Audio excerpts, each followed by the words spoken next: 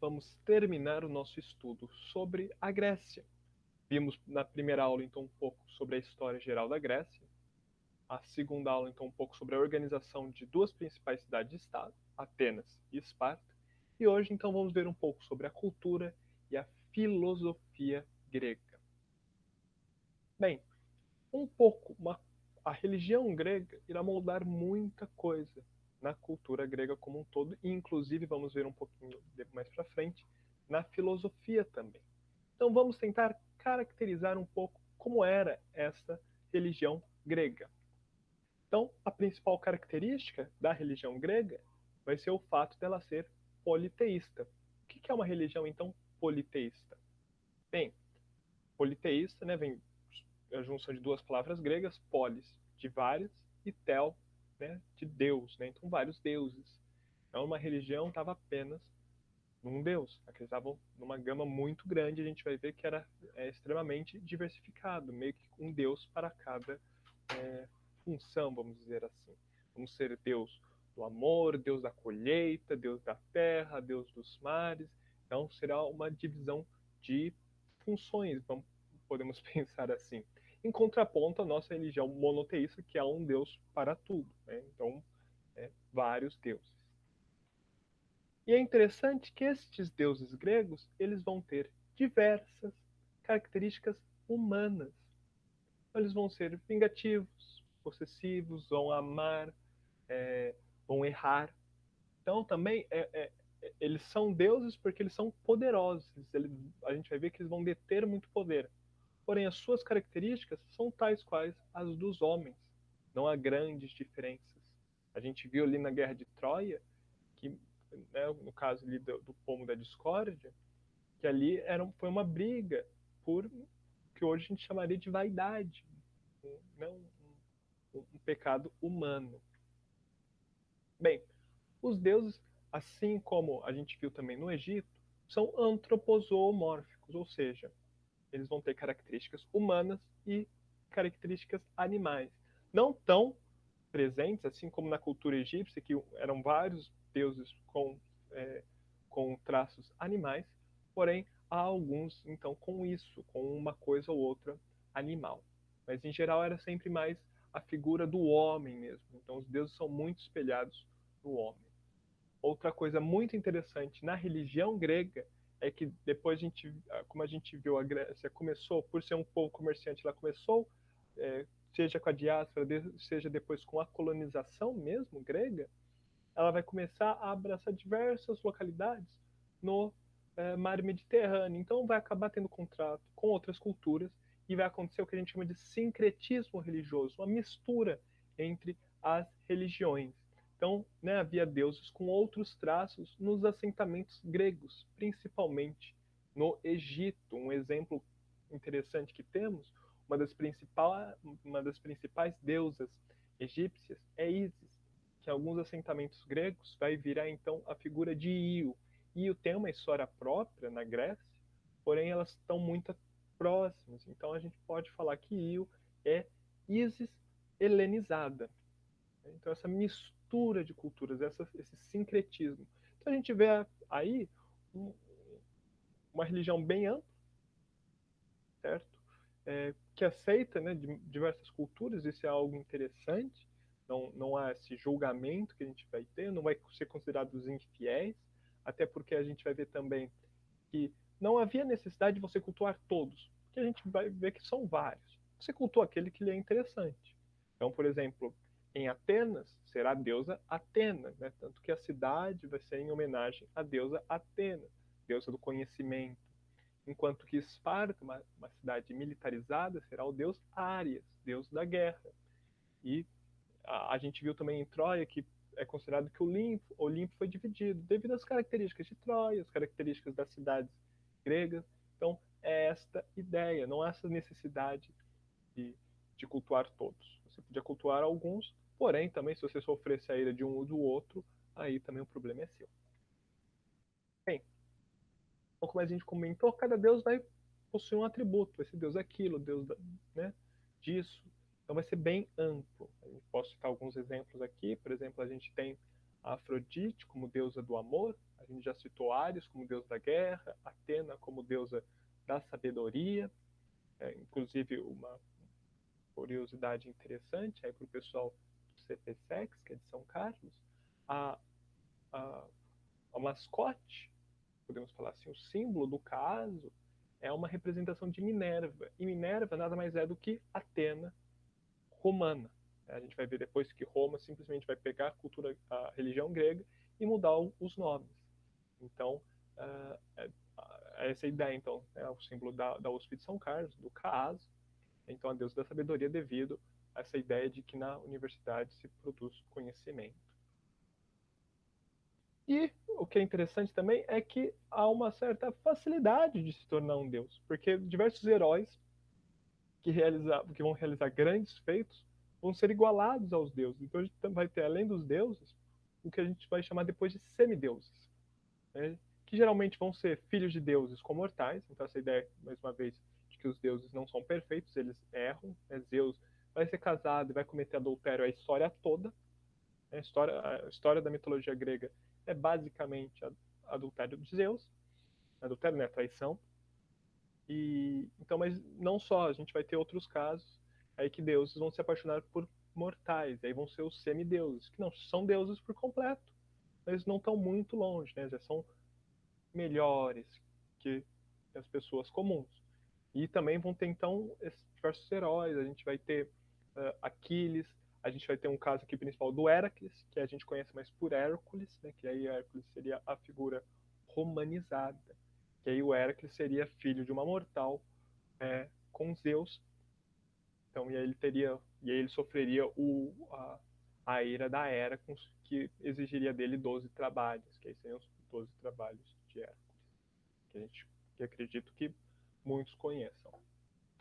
Bem, e a gente também vai ter na Grécia uma crença que esses deuses se concentravam então no Monte Olimpo, que era um dos principais montes, é o monte mais alto na Grécia.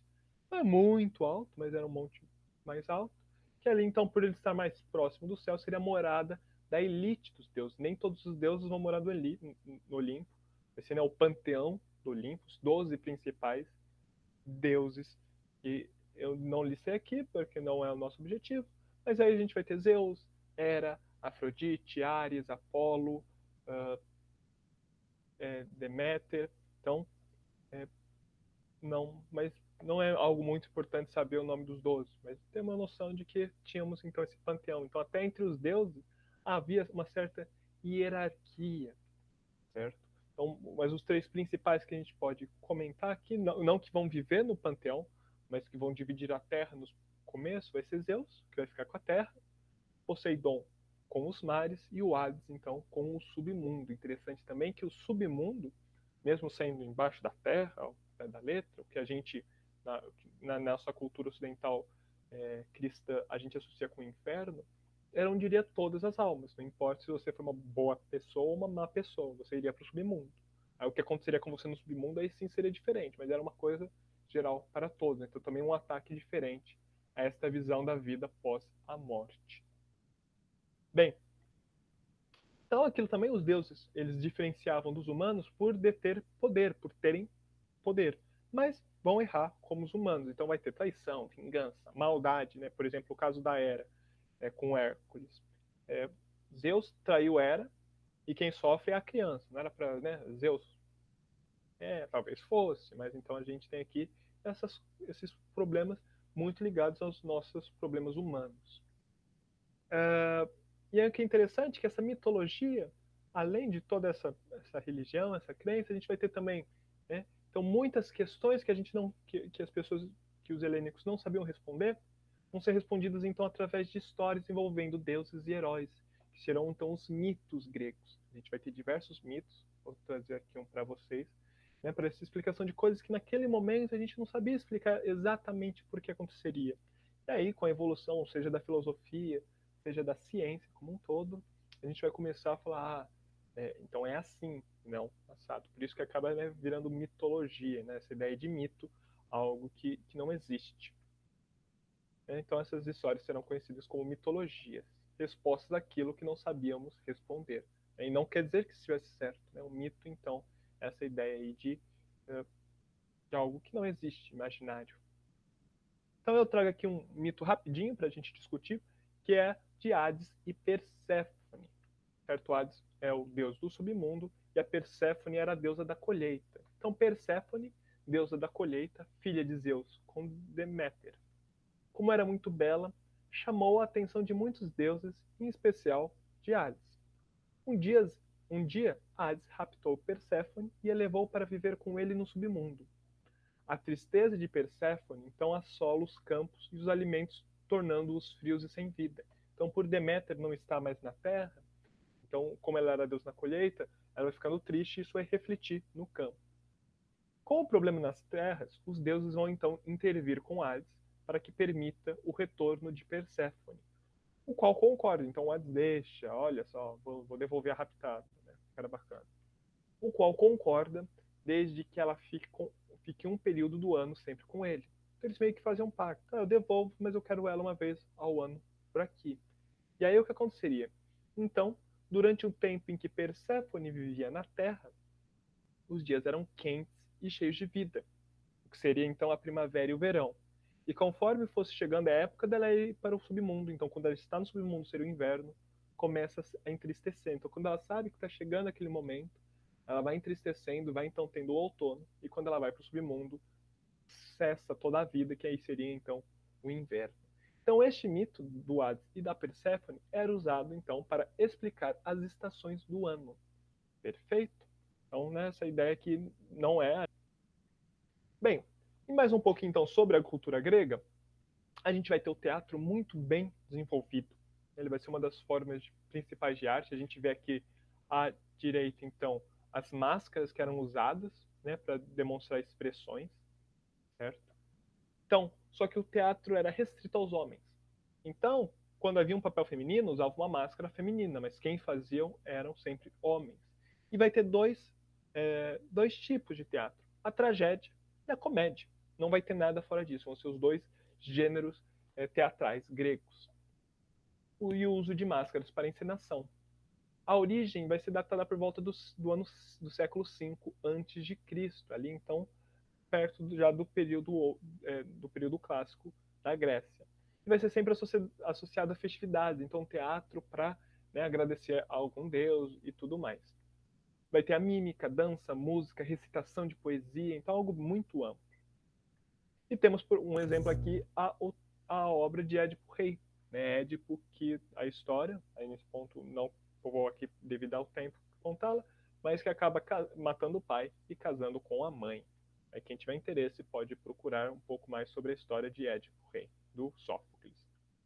E aqui olha o teatro grego. O teatro grego era muito interessante em diversos aspectos, principalmente devido aos estudos de acústica, certo? Você conseguia ouvir o que o pessoal falava no centro em todos os andares. E olha só, isso aqui é uma representação dos tempos e atualmente, como estão. Né? Então, são bem preservados, então tem todo esse trabalho de engenharia, esse trabalho físico da acústica, então, né, de conseguir ouvir. Então, tem um motivo de ser esse teatro assim de arena, né? Então não foi porque eles acharam legal.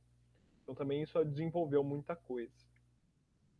E vamos ter também, muito forte na cultura grega, a Olimpíada, que vai ser um festival religioso e atlético. Então eles vão fazer alguns esportes para agradecer aos deuses, não, ao deus Zeus. Né? Vai ser a Olimpíada, então, a gente tem uma Olimpíada atual, mas essa Olimpíada da Idade Antiga era restrita aos homens, era em homenagem ao deus Zeus, e acontecia no Santuário de Olímpia, por isso Olimpíada, certo? Era realizada de 4 em 4 anos, do mesmo modo, e era muito interessante que quando ela era realizada, se alguma cidade-estado grega estivesse, né, em conflito com outra, havia uma trégua, eles participavam da Olimpíada e depois da Olimpíada eles voltavam para a guerra. Então também um simbolismo muito forte disso. Um exemplo, por exemplo, de esporte vai ser a maratona, que era uma corrida que acontecia na cidade de Maratona. A primeira edição, então, é datada em 776 a.C. Falam que ela aconteceu, né, até quase 400 depois de Cristo, só que ela vai ser proibida, né? Aí devido com a ascensão do cristianismo vai ser considerado paganismo, né? Uma cultura, uma, um culto a uma religião que não merece ser cultuada. E depois, só em 1896, agora há pouco, então, os jogos vão ser reestruturados e reiniciados da maneira que a gente conhece, que vão ser conhecidos como jogos da era moderna. E tínhamos também na Grécia a Heraia. Também era um festival religioso e atlético, só que restrito às mulheres. E como o nome diz, em homenagem à deusa Hera, a principal figura feminina do panteão grego, certo? Então também não era tão amplo quanto a Olimpíada, mas acontecia no mesmo período, né, também em Olímpia e também de 4 em 4 anos, certo? Então aqui, e olha que interessante, então aqui há uma cidade grega. Então o teatro, a cidade do comércio, o panteão, certo?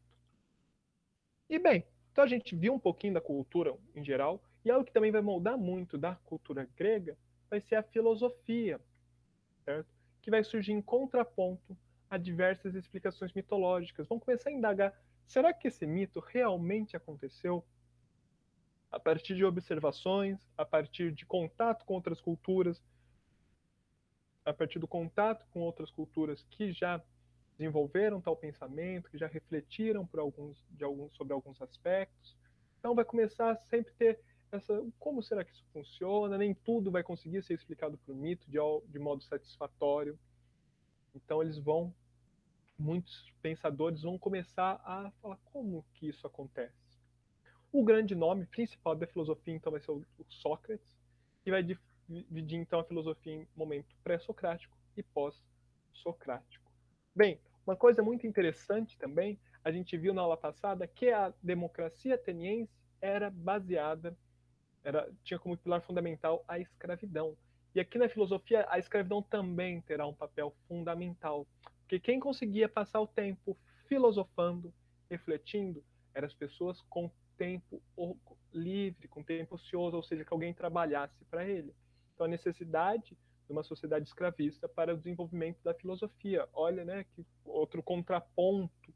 A gente acaba considerando que, às vezes, quando você começa a refletir, a ter pensamentos superiores, vamos falar assim, algumas práticas têm que ser abandonadas, mas olhem só como não. Né, nesse caso aqui, obviamente que para você fazer filosofia você não precisa da escravidão, mas nessa época esses dois conceitos estavam intimamente ligados. Vamos então um pouco sobre os pré-socráticos, certo? Conhecidos também como cosmológicos, porque eles vão tentar entender muito do cosmos, de como funciona já as estrelas, os planetas, né? O todo, o cosmos. Para quem viu a primeira aula de geografia, a gente teve uma discussão rápida, um pouquinho também sobre o cosmos, com até um vídeo do Carl Sagan, que tem um programa dele chamado Cosmos. Um nome muito importante desse momento é o Tales de Mileto. Então ele vai ser um grande cosmológico. Inclusive vai ter um teorema, né, matemático atribuído a eles, de paralelas e proporcionalidade.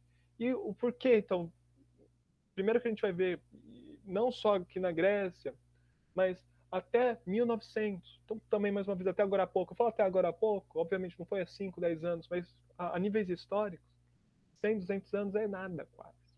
Então, até 1900, quase todo filósofo era matemático e quase todo matemático era filósofo, porque as duas áreas estavam muito ligadas. As reflexões que exigiam, os progressos exigiam muito um ataque filosófico. E o Tales de Mileto, ele vai começar a fazer o quê? Usar a matemática como ferramenta para responder diversas questões. A gente ainda não tinha a matemática como área de questionamento, ainda nessa época pré-socrática, não questionavam as coisas da matemática. Isso vai ser uma grande salto da matemática na Grécia, que eles vão começar a perguntar por que aqueles resultados valem, né, e não somente aceitá-los. Então, mas nesse primeiro momento a matemática é ferramenta e não objeto de estudo. Depois desse momento pré-socrático, a matemática começa a ser uma área de indagação, de falarem por que isso vale. Né? Vamos manter o Pitágoras também. A gente tem o teorema matemático de Pitágoras, né, sobre triângulos retângulos. E a necessidade, então, de contrapor as ideias mitológicas acerca da origem do universo. Eles vão começar a não aceitar os mitos, né, propostos para a origem do universo. E aí, então a gente vai começar a ter o que eles vão chamar de amadurecimento intelectual, né, que aí vai ter um nível acima, porque já não vão aceitar qualquer coisa, vão começar a indagar sempre. Então, observar a natureza e propor uma origem racional das coisas. Então, aí a gente vai ter, devido à cosmologia ser, tentar entender o que nos cerca, então, um desenvolvimento da matemática e da astronomia. Bem, um grupo que a gente vai ter, um pouquinho antes do Sócrates, vão ser os sofistas. Os sofistas vão ser o quê? Esses que vão negar a existência da verdade. Não vai existir uma verdade absoluta. Ou pelo menos, se existir, nós nunca vamos ter acesso a ela. O que vai existir, então, vão ser opiniões. Vamos ter opiniões boas, opiniões más, opiniões melhores, opiniões piores. Então, os sofistas vão acreditar nisso. Então, eles vão aceitar diversos problemas de argumentação. Então, a gente vai ter diversos. Um exemplo que a gente pode ter é um encadeamento lógico que parece verdade, mas aí quando você estuda a lógica, não. Um exemplo é o quê? O mar é salgado. Né? A bolacha de água e sal também é salgada. Logo, a bolacha de água e sal é feita de mar. Então, há uma lógica, porém, né, não vale. A outra que tem é a do Stevie Wonder, né? O amor é cego, o Stevie Wonder é cego, logo, o Stevie Wonder é amor. Então, há um encadeamento lógico, porém, falho, que aí os sofistas vão aceitar, e aí é questão de opinião. E para Platão, sofistas não eram filósofos, certo? Ele não vai considerar filósofos, ele vai considerar uns sofistas uns charlatões, mas é a opinião nesse ponto, de Platão. E aí então chegamos ao grande nome grego, que é Sócrates, que viveu ali por volta de 470 a.C., com a sua máxima só sei que nada sei. Dialética, que vai ser a oposição de ideias. Então, quente, frio, claro, escuro. Então, tentar chegar no argumento sempre com o que você diz, ele vai tentar dar um contraponto para você sempre fazer você refletir. Sócrates vai ser um grande pensador, né? Então, não buscando só a verdade, mas refletir, refletir, refletir. Então, já é uma filosofia humanista voltada ao homem, certo? Que depois será retomada nos momentos renascentistas. Aí Platão vai dizer que o sofista cobra para ensinar. Sócrates não, os sofistas vão cobrar para ensinar. Então, Sócrates já vai começar ensinando de modo gratuito. O sofista sabe tudo. Sócrates diz não saber nada. Então, essa ideia de humildade. O sofista faz retórica. Sócrates faz dialética. Então, a retórica aí, essa arte de argumentar, de tentar convencer devido a falar bem, enquanto que o Sócrates ele vai fazer você mesmo chegar na conclusão através da dialética. O sofista refuta para ganhar a disputa verbal. Sócrates refuta para purificar a alma de sua ignorância. Então, o motivo do Sócrates é, te indagar é para então purificar a sua alma. Então, também esse motivo nobre da filosofia. Isso aqui ele começou a ser considerado um problema público, porque ele fazia as pessoas pensarem. E a gente vai ver que em toda a história, aí até os dias atuais, pensar é um problema, principalmente para os governantes, certo? Então, as autoridades gregas das cidades, né, vão começar a pedir para que ele negue suas ideias. Fala que logo que é mentira, porque está nos dando problema. E o Sócrates vai falar não. Então ele é condenado à morte. Né? Ele vai ter que ele toma veneno, como é representado então nesse quadro, que é o Sócrates, né, indo tomar veneno, enquanto aqui os seus seguidores desesperados com a morte do grande filósofo. Então, olha que coisa. Um grande nome como Sócrates teve então esse problema de ser envenenado. Bem, vamos ser então depois Platão, que vai ser um discípulo de Sócrates, né, o fundador da escola de Atenas, que vai também se centrar muito em política. A gente vai ter a obra A República de Platão, onde ele vai narrar diversos aspectos de como tem que ser uma organização republicana, na ideia da época, obviamente, mudou muito da ideia republicana de 400 a.C. para atualmente, porém já há diversos elementos que é um pilar que acaba sendo um pilar fundamental para a nossa teoria política. Vai ter o mito da caverna, né, que é muito famoso, das pessoas verem sombras, você tem que sair da caverna para saber realmente o que você está vendo. E ele já vai defender o mundo das ideias e o mundo dos sentidos, que a gente, né, a gente tenta acessar o mundo das ideias através do mundo dos sentidos, e que a ideia é imutável. Então, que ele já trabalhando algumas ideias, algumas coisas que podem ser mudadas e tudo mais. E aqui, por último, eu trago a vocês o Aristóteles, certo? Que vai então ser muito amplo os seus trabalhos, né? Então eles vão falar que ele compreendeu todos os conhecimentos do seu tempo: lógica, física, metafísica, moral, política, retórica e poética. Vai trabalhar muito o empirismo, que é a parte de experimentação, certo? Então, para você, diversas coisas você apenas vai conseguir através de experimentar, né? Então, o conhecimento provém unicamente da experiência. Ele já vai ter uma questão, né, uma primeira questão do atomismo através dos 4 elementos. Então, né, é um tanto que ele é considerado, há o estudo dele na parte da química, sobre o modo que ele via já a ideia de composições químicas. E ele vai tentar sempre uma grande sistematização das coisas, botar cada coisa bonitinho na caixinha. Né? Vai também trabalhar muito ética contra a consciência, né? Então ele vai comentar que a gente tenta alcançar uma média entre os extremos éticos, entre o bom e o ruim, né? Entre o prazer e a dor.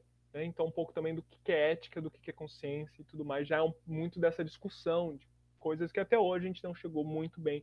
O que é ética, o que é moral, o que é consciência. E como a gente comentou na primeira aula sobre história geral da Grécia, o Aristóteles vai ser mentor de Alexandre o Grande, né? O que vai despertar no Alexandre uma uma grande valorização da cultura helênica, que depois então ele vai difundir através do seu império todo, né? Que é então Alexandre o Grande vai dominar a Grécia e vai expandir a cultura helênica para todo o mundo conhecido, certo? E aqui temos então uma obra de Leonardo da escola de Atenas, certo? Então aqui a gente pode observar diversas pessoas, né? Então se não me engano, é Platão, Aristóteles. Aqui teríamos, então, a figura de Euclides, um importante matemático, né, um grande geômetra. Aqui falam que poderia ser Alexandre o Grande. Essa obra já é renascentista, obviamente, então, depois de 1500, depois de Cristo, né, 1500 depois de Cristo, mas também representando, então, esse esplendor, né, quantas figuras importantes temos em um curto período de tempo. Perfeito? Então, com isso, a gente termina essa série de 3 aulas tentando entender um pouco da Grécia, porque ela é considerada um pilar tão fundamental. A gente vê quanta coisa chega até nós, então, filosofia, a parte de organização política, né, principalmente, o quanto então isso chega até nós e como isso acaba sendo um pilar fundamental nessa sociedade ocidental, certo? Então, eu espero que nessas 3 aulas a gente tenha uma visão boa do que é a Grécia, sua cultura, sua organização, e a semana que vem a gente começa então nossos estudos sobre Roma, um outro pilar fundamental na nossa cultura ocidental. Muito obrigado a todos, um ótimo final de semana para vocês.